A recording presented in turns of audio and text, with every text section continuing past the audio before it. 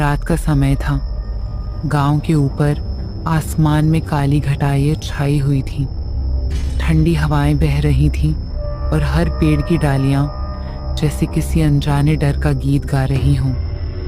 ये वही गांव था जहां पिछले कुछ महीनों से एक चुड़ैल के उड़ने की चर्चा हर किसी की जुबान पर थी। गांव का नाम था सूरजपुर। यहाँ के लोग मेहनती और सीधे साधे थे, लेकिन जब से गांव में बच्चों के अचानक गायब होने की घटनाएं बढ़ी थीं, तब से सबके दिल में एक ही नाम गूंजता था, उड़ने वाली चुड़ैल। सबसे पहले गांव के किसान राम प्रसाद का 8 साल का बेटा मनीष अचानक लापता हुआ। रात को सोते हुए वह अपने घर से गायब हो गया। घर वाले चिल्लाते चिल्लाते थक गए, मगर कोई सुराग नहीं मिला। अगले दिन पास की झाड़ियों में उसकी टूटी फूटी चप्पल और खून के धब्बे मिले। लोगों ने कहा कि रात में किसी ने आसमान में लाल कपड़ों वाली और लंबे खुले बालों वाली औरत को उड़ते देखा था। उसके हाथ में कोई बच्चा था। तभी से लोगों ने मान लिया कि ये सब उड़ने वाली चुड़ैल का काम है। धीरे धीरे कई और बच्चों के गायब होने की खबरें आने लगी। लोग शाम ढलते ही अपने दरवाजे बंद कर लेते। महिलाएं घर से बाहर निकलने से डरती। बच्चे रोते तो उन्हें चुप कराने के लिए कहा जाता। सो जा वरना चुड़ैल ले जाएगी। गांव के बूढ़े बताते थे। ये चुड़ैल कोई आम आत्मा नहीं, बल्कि रत्नाबाई की आत्मा है। रत्नाबाई इस गांव की औरत थी जिसे तांत्रिक विद्या आती थी। गांव वालों ने उस पर जादू टोना का इल्जाम लगाकर उसे जिंदा जला दिया था। मरते वक्त उसने कसम खाई थी, मैं लौटकर आऊंगी और तुम्हारे बच्चों को अपना भोग बनाऊंगी। गांव में एक नौजवान था, वीरेंद्र, जिसे वीर बोलते थे। वह पढ़ाई करके शहर से लौटा था। वीर को इन अंधविश्वासों पर यकीन नहीं था। उसने ठान लिया कि वह इस उड़ने वाली चुड़ैल का सच सबके सामने लाएगा। उसने गांव के पंडित धनीराम से पूछा, पंडित जी, क्या सचमुच कोई चुड़ैल उड़ सकती है? पंडित जी ने कहा, बेटा, जब आत्मा बदला लेने आती है तो उसके पास ऐसी शक्तियां होती हैं जो इंसान समझ नहीं सकता। रत्नाबाई का बदला अधूरा है। जब तक उसकी आत्मा को शांति नहीं मिलेगी, ये सब रुकने वाला नहीं। वीर ने ठान लिया कि वह चुड़ैल को पकड़ कर दिखाएगा। एक रात वह छुपकर गांव के पास वाले पीपल के पेड़ के नीचे बैठ गया। कहते हैं चुड़ैलें वहीं आती हैं। आधी रात को अचानक ठंडी हवा का झोंका आया। पेड़ की डालियां कांप उठी। वीर ने देखा कि आसमान से लाल कपड़ों में लिपटी लंबे बालों वाली औरत नीचे उतर रही है। उसके पैर उल्टे थे और आंखें अंगारों की तरह चमक रही थीं। वीर का कलेजा कांप गया, लेकिन उसने हिम्मत नहीं हारी।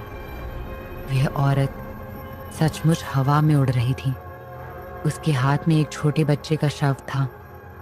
वीर ने तुरंत तावीज उठाया जो पंडित जी ने दिया था और जोर से मंत्र पढ़ने लगा। चुड़ैल चीखी।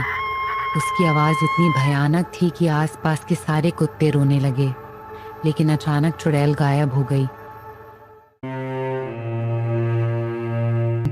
गांव वालों ने वीर से पूछा, क्या हुआ? चुड़ैल दिखी? वीर ने कहा, हाँ, वो सचमुच उड़ रही थी, लेकिन ये आत्मा क्यों बच्चों को ले जा रही है, ये समझना होगा। वह गांव के पुराने रिकॉर्ड और पंडित जी के ग्रंथ पढ़ने लगा। उसे पता चला कि रत्नाबाई को जब जलाया गया था, तब उसके साथ उसकी नवजात बच्ची भी आग में जल गई थी। तभी से उसकी आत्मा बच्चों से बदला ले रही थी। वीर ने सोचा कि चुड़ैल की आत्मा को उसकी खोई हुई बच्ची की आत्मा से मिलाना ही इसका हल है, लेकिन कैसे? फिर उसे एक उपाय मिला। अगर चुड़ैल को उसी जगह बुलाकर यज्ञ कराया जाए जहां उसे जलाया गया था, तो उसकी आत्मा शांत हो सकती है। लेकिन यह आसान नहीं था। चुड़ैल किसी को यज्ञ करने नहीं देगी। आखिरी रात वीर ने कुछ बहादुर युवकों को साथ लिया और यज्ञ की तैयारी शुरू की। पूरी रात वे मंत्र पढ़ते रहे। अचानक हवा का तूफान उठा और रत्नाबाई की आत्मा चीखते हुए आ गई। रुक जाओ, यह यज्ञ मत करो वरना तुम सब मर जाओगे। उसकी आवाज से कई युवक डरकर भाग गए, लेकिन वीर डटा रहा। उसने अग्नि में आहुतियां डालनी शुरू की। चुड़ैल ने हमला किया। उसके लंबे नाखून वीर की गर्दन तक पहुंच गए। तभी वीर ने जोर से मंत्र पढ़ा। नमः चामुंडाय विचे, नमः चामुंडाय विचे। आग की लपटें तेज हो गईं। अचानक एक मासूम बच्ची की आत्मा अग्नि से बाहर निकली। वह रत्नाबाई की बच्ची थी। वह आत्मा अपनी माँ की ओर बढ़ी और बोली, माँ, अब आओ मेरे साथ। रत्नाबाई की आंखों से खून के आंसू बह निकले। उसकी डरावनी शक्ल धीरे धीरे शांत हो गई। उसने वीर को देखा और बोली, तुमने मेरी आत्मा को मुक्ति दी, अब ये गांव सुरक्षित है।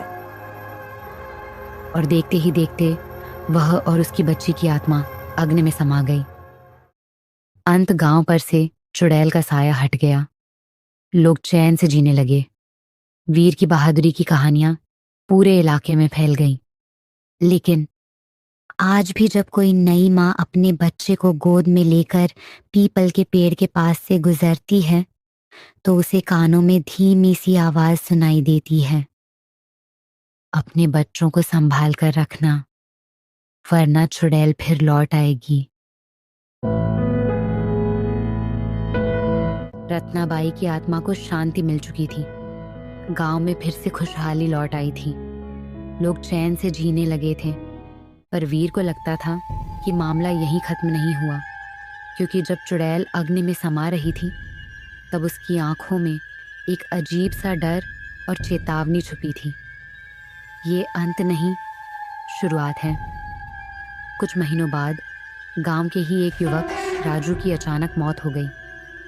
वह आधी रात को खेतों में काम करने गया था और सुबह उसकी लाश मिली।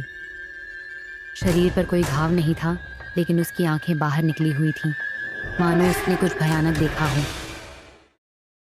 लोगों ने फिर से फुसफुसाना शुरू कर दिया, क्या चुड़ैल लौट आई? वीर ने मामला खुद देखा। उसे अजीब बात यह लगी कि राजू के शरीर पर राख जैसी काली परत जमी हुई थी, मानो किसी ने उसे आग में झोंककर फिर बाहर निकाल दिया हो। कुछ ही दिनों में 2 और लोगों की रहस्यमय मौतें हो गईं।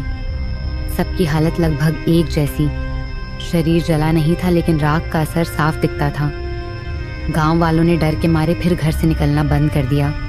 बच्चे स्कूल नहीं जाते, लोग खेतों में काम करने से डरते। पंडित धनीराम ने वीर को बुलाया और कहा, बेटा, मुझे लगता है रत्नाबाई की आत्मा सच में शांत नहीं हुई। वह किसी और शक्ति के अधीन थी। क्या मतलब? पंडित बोले, रत्नाबाई भले ही मरी थी, लेकिन उसने मरने से पहले एक अघोरी से समझौता किया था। वही अघोरी उसकी आत्मा को नियंत्रित करता था। जब हमने उसका अंत किया तो वह शक्ति असंतुलित हो गई। वह अघोरी खुद गांव पर अपना कब्जा करना चाहता है। वीर ने छानबीन की। उसे पता चला कि यह अघोरी कोई और नहीं बल्कि भैरवनाथ था, जो जंगल के पास श्मशान घाट में तपस्या करता था।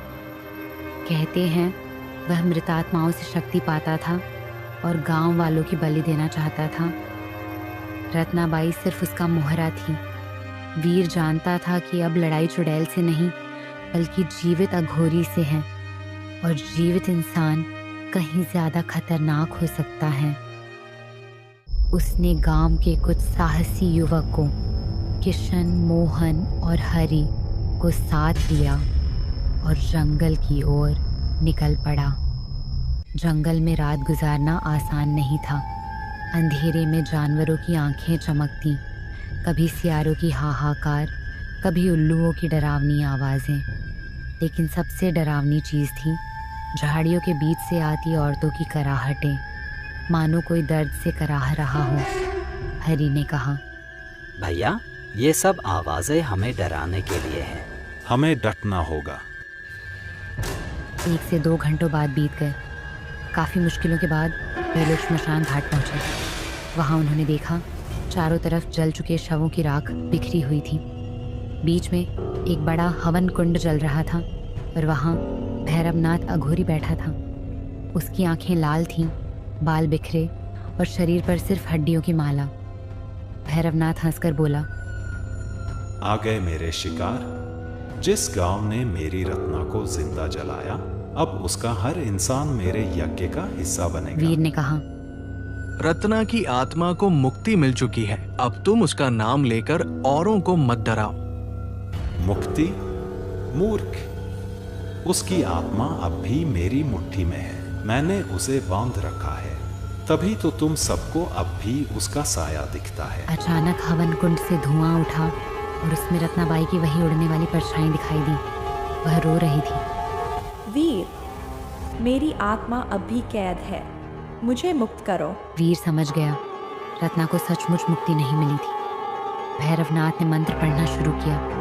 हवन कुंड से काली हवाएं निकली, झाड़ियों से कंकाल उठने लगे और वीर वो उसके साथियों पर टूट पड़े। लड़ाई शुरू हो गई। वीर ने तावीज और मंत्रों का सहारा लिया।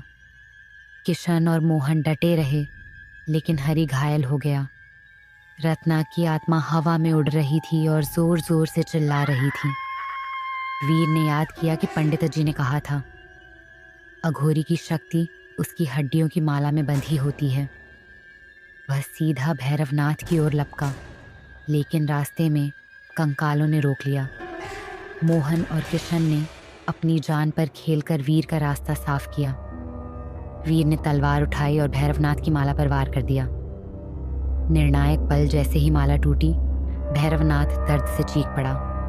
उसकी आंखों से खून बहने लगा।